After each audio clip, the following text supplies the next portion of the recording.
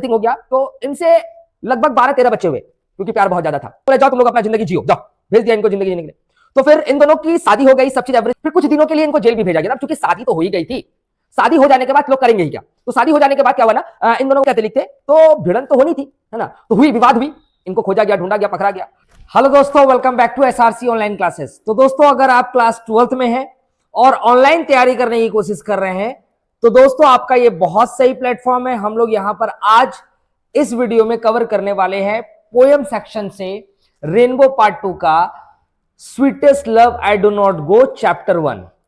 तो मैं इस चैप्टर में आपको लाइन बाय लाइन पोएम को समझाने वाला हूं, इसके समरी को समझाने वाला हूं और इंपॉर्टेंट ऑब्जेक्टिव्स को समझाने वाला हूं। तो वीडियो में लास्ट तक बने रहेंगे और समझ में आएगा तो जरूर से कमेंट करेंगे दोस्तों। और क्योंकि हमें आपकी भी साथ की जरूरत है तो इस वीडियो को जरूर से शेयर करेंगे। तो आइए स्टार्ट करते हैं sweetest love I do not go को लाइन बाय लाइन। और अगर बेहतर से समझ में आता तो कमेंट सेक्शन में जरूर आप बताएंगे। और पेड कोर्स से भी आप हमारे ज्वाइन हो सकते हैं, डिस्क्रिप्शन में आपको लिंक मिलेगा। ऐप डाउनलोड करके मिनिमम फीस में आप हमसे क्लास कर सकते हैं, एसआरसी ऑनलाइन क्लासेस से जुड़ सकते हैं। तो दोस्तों आइए स्टार्ट करते हैं sweetest love I do not go.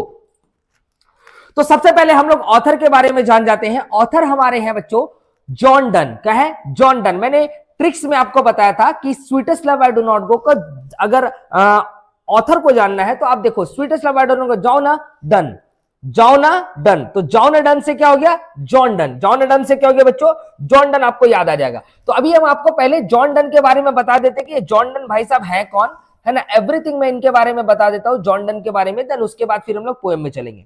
देखो जॉन डन बेसिकली क्या हुआ था, एक बहुत समय पहले की बात है और हम लोग इसको एक ऐसे बेस में ले सकते हैं, इसको याद करने के तरीके से कि ये जॉली टाइप के थे। जॉली इन द सेंस क्या, प्यार मोहब्बत में बहुत ज्यादा मतलब नहीं होता है, वो जवानी जो पीक पर चढ़ी रहती है, तो वो वाली बातें इसके अंदर थी।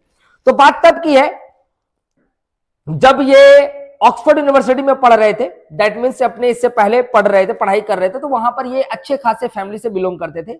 इनका धर्म बेसिकली कैथोलिक था, कैथोलिक धर्म से बिलोंग करते हैं। और जब वो रहते थे ना तो वहां पर एंटी कैथोलिक लोग का मतलब झगड़ा वगैरह होता था। तो इस वजह से इनको ऑक्सफोर्ड यूनिवर्सिटी से निकाल दिया गया था बिना डिग्री का, है ना। और निकलने के बाद इन्होंने लॉ और थियोलॉजी, याद रखना बच्चों ऑब्जेक्टिव में पूछा जाएगा, लॉ एंड थियोलॉजी का इन्होंने पढ़ाई किया था। ठीक है, लॉ एंड थियोलॉजी का पढ़ाई। लॉ तो आप समझ ही रहे होंगे क्या होता है। थियोलॉजी का मतलब होता है बच्चों मेटाफिजिकल, दैट मीन आध्यात्मिक चीजों की पढ़ाई, मतलब पूजा पाठ, ये भी ज्ञान जो होता है उसकी पढ़ाई की ये स्टार्ट किए थे। तो इसी बीच में जब उनको वहां से निकाला गया था ना, तो इन्होंने किसी के घर पे अपना शरण लिया था। कौन? जॉन डन की मैं बात कर रहा हूं। इन्होंने किसी के घर पे शरण लिया था और उन्हीं की भतीजी से इनको प्यार हो गया था। किनको? जॉन डन को। जॉन डन को उन्हीं की भतीजी से क्या हो गया था? प्यार हो गया था।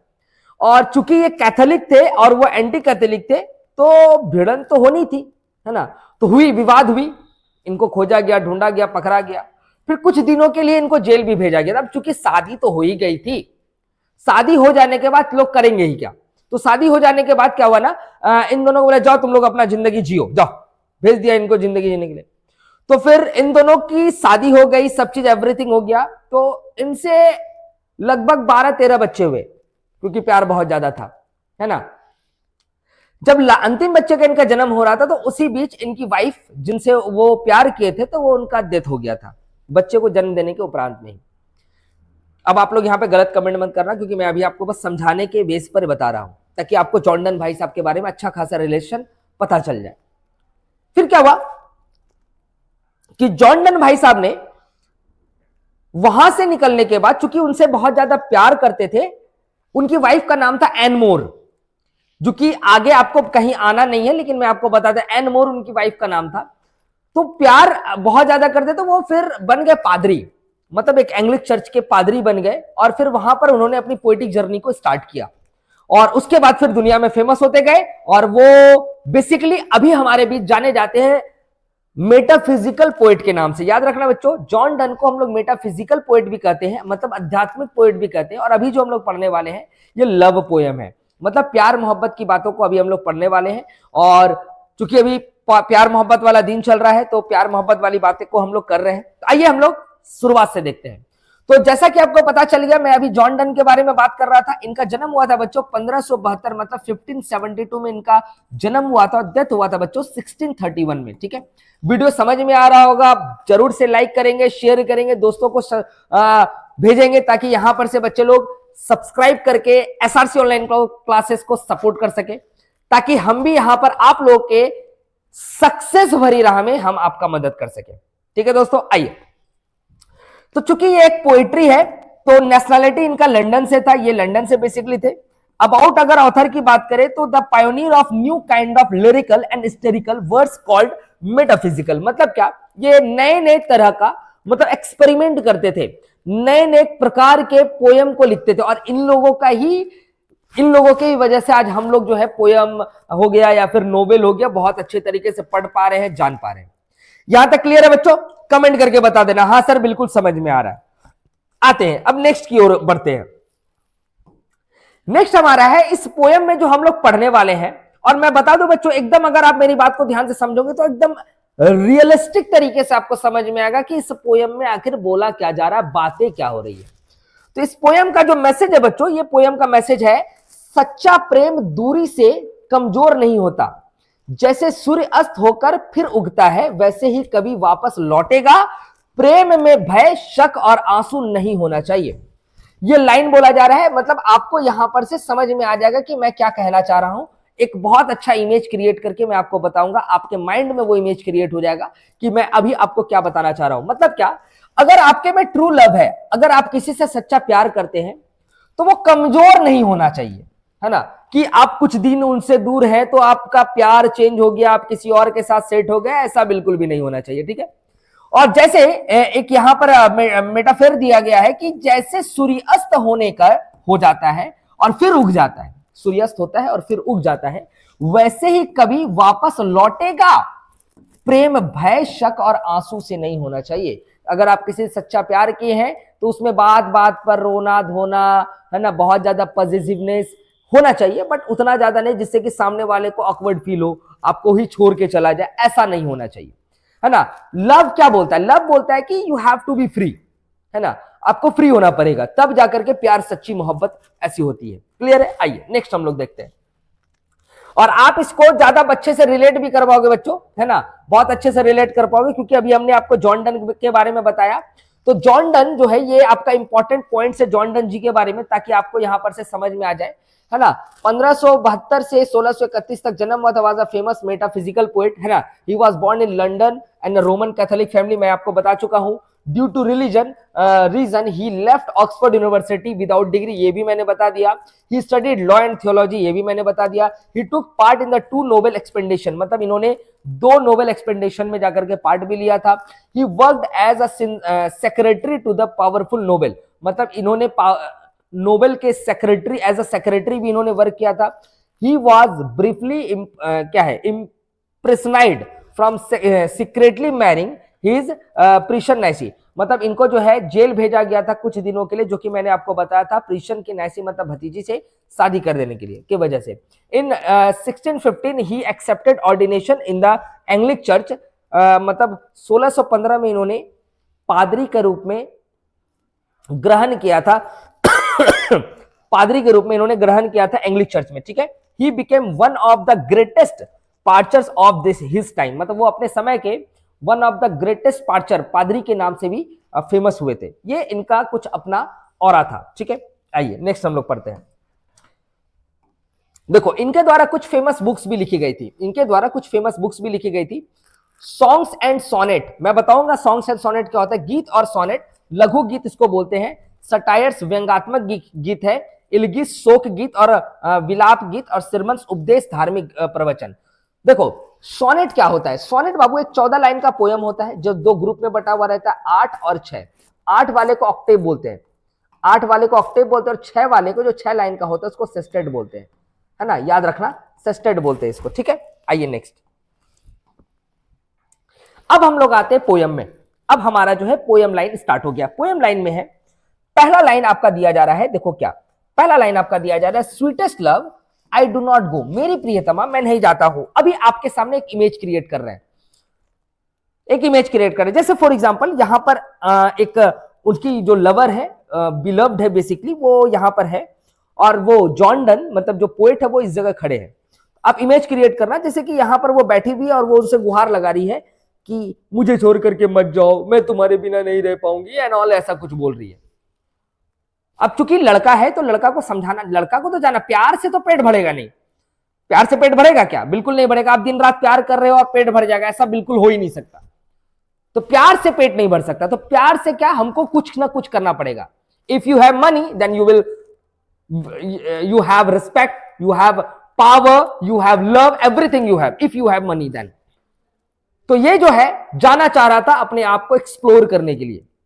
कहां एक्सप्लोर करने के लिए? कुछ दिनों के लिए बाहर, ताकि वो मेहनत करके अपना जीवन को सफल कर सके, है ना। आइए, तो अब बोल रहा है मेरी प्रियतमा, मेरी प्रियतमा, मेरी बहुत डार्लिंग, मैं नहीं जाता हूं तुम्हें छोड़ के। For weariness of the, weariness का मतलब होता है बच्चों उब जाना, उब जाना। वियरनेस का मतलब होता है उब जाना, और दी का मतलब होता है यू। ये मिडिल इंग्लिश का ये कुछ वर्ड है, ठीक है। Nor in the hope the world can show a fitter love for me, और ना ही मुझे ये आशा है कि ये दुनिया मुझे तुमसे ज्यादा सच्चा प्यार कर सकती है। याद रखना, बोल रहे हैं कि नॉर इन द होप, और ना ही मुझे ये आशा है कि world can show a fitter love. Fitter love मतलब सच्ची मोहब्बत तुमसे ज्यादा दिखा सकती है। बट सिंस दैट आई, लेकिन चूंकि मुझे मस्ट डाई एट लास्ट, एक न एक दिन मुझे तो मर जाना है। अब कोई भी इस दुनिया में हमेशा के लिए तो नहीं रहा है, तो हमें या तो हम मर जाएंगे या तो तुम पहले मर जाओगी, तो दोनों में से किसी ना किसी एक को तो मरना है। तो उससे बढ़िया क्या है, टिस बेस्ट, उससे बढ़िया क्या है, we use myself in just. Just का मतलब होता है बच्चों मजाक। तो मजाक में ही सही हम लोग उस मोमेंट को जीते हैं। देखो इनका कितना बढ़िया लाइन है कि हम उस मोमेंट को, जिस मोमेंट में हम लोग अलग हो जाते हैं ना, उस मोमेंट को जीते हैं, जीने का कोशिश करते हैं, ताकि हमें और तुम्हें यह पता चल जाए कि दर्द क्या होता है।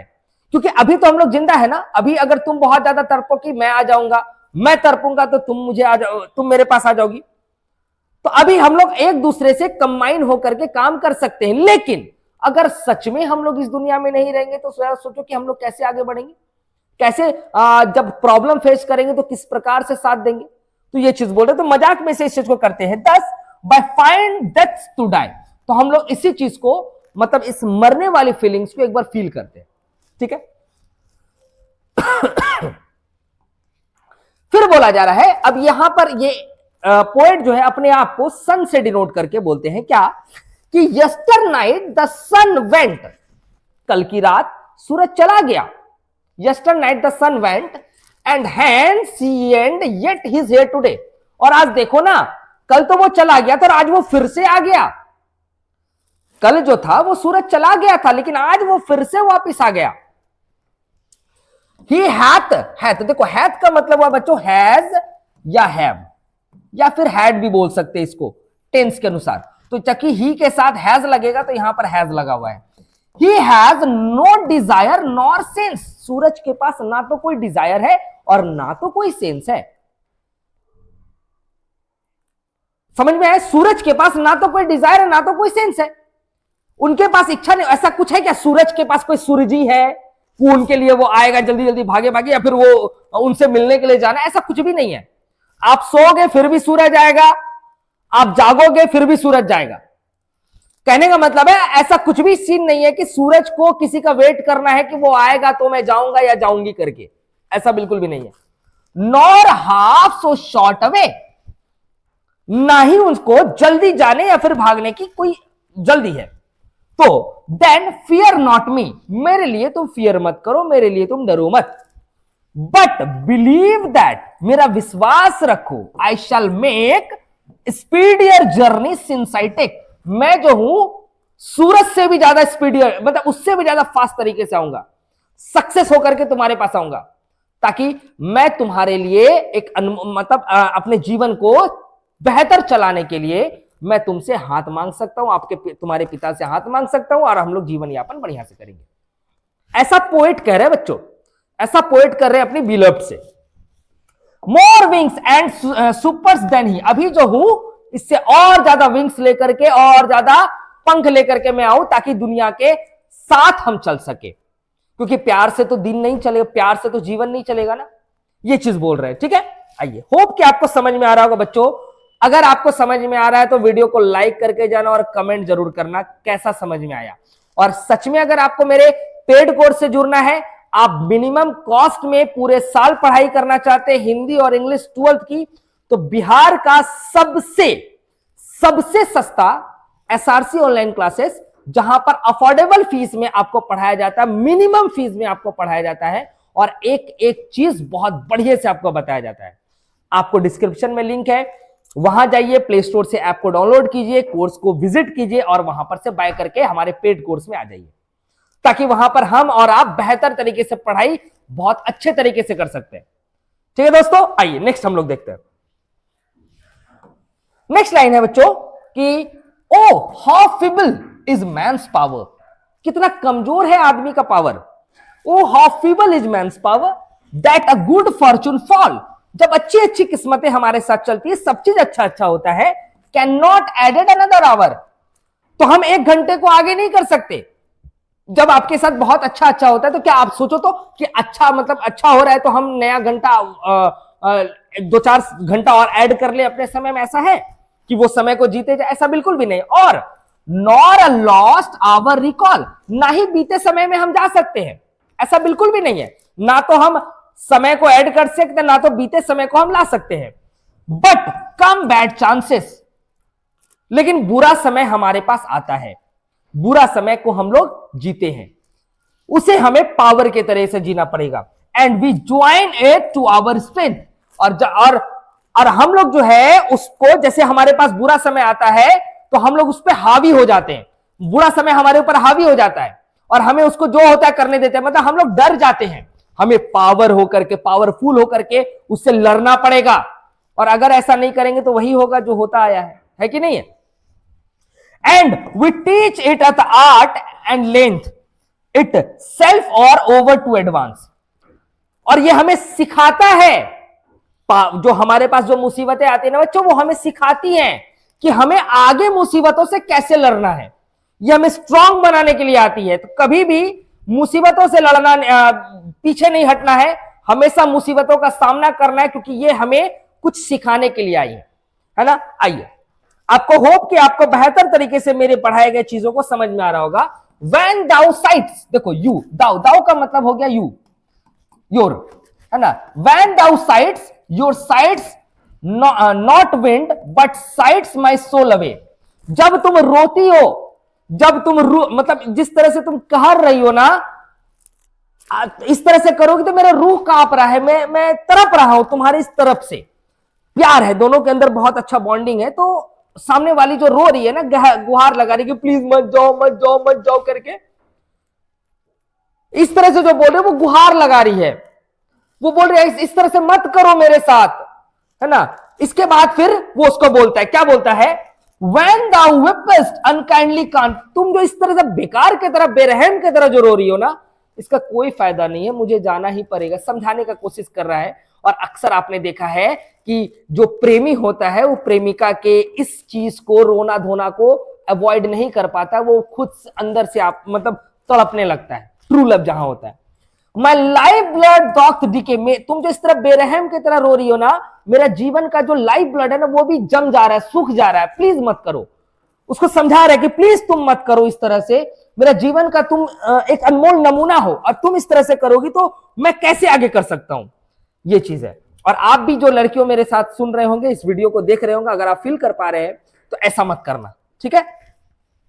इट कैन नॉट बी, मत करो, that thou lovest me as thou say'st, if in thine my life thou waste, अगर तुम्हारे इस तरह करने से मेरे जीवन में इफेक्ट पड़ जाएगा तो मेरा जीवन वेस्ट हो जाएगा।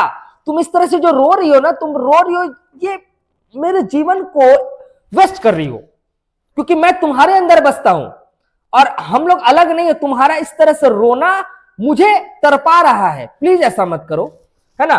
दाउ art the best of me, तुम मेरे लिए एक अनमोल नमूना हो, ऐसा मत करो, प्लीज ऐसा मत करो, है ना, ऐसा मत करो, ऐसा बोल रहा है वो।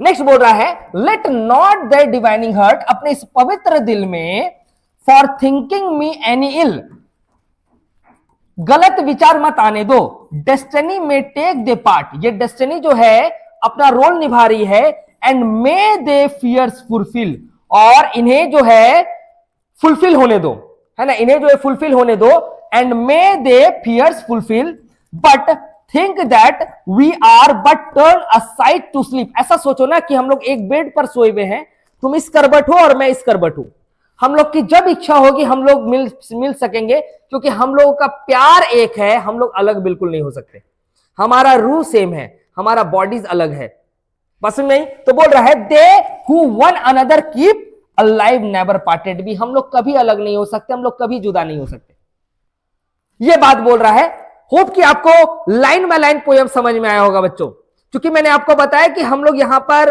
अबाउट पोएट देख रहे हैं, लाइन बाय लाइन पोएम देख रहे हैं, और साथ साथ में इसका समरी भी हम देंगे, क्योंकि एग्जाम ओरिएंटेड आपके लिए नोट्स बना रहेगा, तो आप इसका स्क्रीनशॉट भी जरूर ले लेंगे, क्योंकि मैं अभी आपको लाइन बाय लाइन समरी समझाने वाला हूं, स्क्रीनशॉट जरूर से ले लेंगे बच्चों। आइए अब हम लोग समरी को देखते हैं, लाइन बाय लाइन अब हम लोग समरी को भी पढ़ेंगे। Sweetest love I do not go, मेरी प्रियतमा मैं नहीं जाता हूं, इज अ मेटाफिजिकल पोयम, इसको हम लोग लव पोयम भी बोल सकते हैं बच्चों, याद रखना ऑब्जेक्टिव में पूछा जाएगा तो लव पोयम भी बोल देंगे। रिटन बाय जॉन डन, किनके द्वारा लिखा गया है, जॉन डन के द्वारा लिखा गया है। In this love poem the poet portrays the power of true love, इस लव पोयम में उन्होंने दिखाया है सच्ची मोहब्बत की पावर को। The poet tells his beloved that he is not running away, बोल रहे हैं पोएट कि वो भाग नहीं रहे, रनिंग अवे का मतलब बच्चों भाग नहीं रहे हैं, क्या, थिंकिंग दैट, यह सोचकर, ही इज फेड अप, उब जाना, वो उससे उब चुके हैं, विथ इट, वो अब जो है उससे उब चुके हैं, ऐसा बिल्कुल भी नहीं है कि वो भाग रहे हैं और वो उससे उब चुका है, वो लड़का उससे उब चुका है, और he is expecting a better love और फिटर लव, और वो उसकी इच्छा है कि वो उससे बेटर लव की प्राप्त करे, मतलब ऐसा उनका कुछ भी थिंकिंग बिल्कुल भी नहीं है। ही इज गोइंग, वह जा रहा है, because he has a desire, उसके पास एक डिजायर है, to die in the state of bliss, कि एक समय अगर वो मरे तो कहीं ना कहीं उसके जीवन में कुछ ऐसी एडिशन हो जो कि उसको पता चले।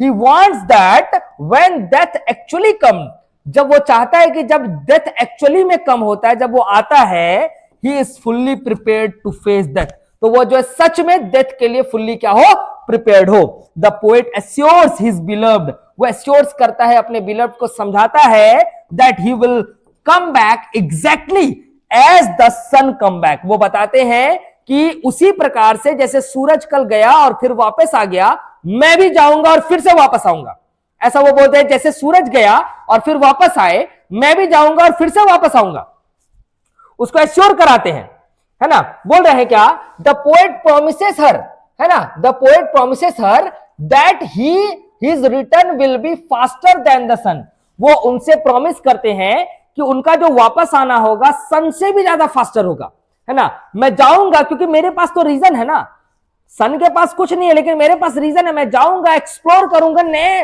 तरीके से, एकदम पावरफुल तरीके से पैसा कमाऊंगा और फिर तुम्हारे पास जल्दी से वापस आ जाऊंगा, because he has a reason तुम to return soon. The poet tells his beloved, poet कहते हैं अपने बिलव्ड से, नॉट टू मॉर्न, कहरो मत, है ना, कहरो मत, मॉर्न का मतलब बच्चों कहरना, कहरो मत, to visit this pain the poet is also distress, तुम्हारे इस तरह से कहरने से पोएट को भी डिस्ट्रेस हो रहा है, वो भी जो है परेशान हो रहे हैं। ऑब्वियसली जहां पर दो प्यार करने वाले होंगे तो वहां पर अगर सामने वाले को दर्द होगा तो उसके सामने वाले को भी दर्द होगा, ऐसा चीज है यहां पे, ठीक है। By seeing her sad, he tells her that she will be present with him, है ना, पोएट कहते हैं कि वो उसके अंदर प्रेजेंट है, क्योंकि both souls are connected to each other, वो दोनों का सोल, दोनों की रूह एक दूसरे से कनेक्टेड है, तो so there is no question of separation, तो यहां पर अलग होने की तो कोई बात ही नहीं है, there is no question of death, और ना तो मरने की बात है। The poet finally concludes, poet finally concludes करते हैं दैट लव इज इमॉर्टल, प्यार जो है वो अमरणशील है, वो मरने वाला नहीं है, वो पूरा का पूरा जीवन रहने वाला है। बॉडीज मर जाती है लेकिन प्यार कभी नहीं मरता है। तो दोस्तों ये था हमारा sweetest love I do not go का लाइन बाय लाइन एक्सप्लेनेशन, मैंने समरीज एक्सट्रैक्ट एटसेट्रा सारा चीज क्लियर कर दिया। आपको वीडियो पसंद आया हो तो जरूर से कमेंट करेंगे। अगर आपको अगली वीडियो इसके ऑब्जेक्टिव्स का शॉर्ट आंसर क्वेश्चन का चाहिए तो कमेंट सेक्शन में जरूर से बताएंगे दोस्तों। इसी तरह से अलग अलग पार्ट के लिए हमारे चैनल को सब्सक्राइब करते रहे। मिलते हैं दूसरे वीडियो में, तब तक के लिए goodbye, thank you so much.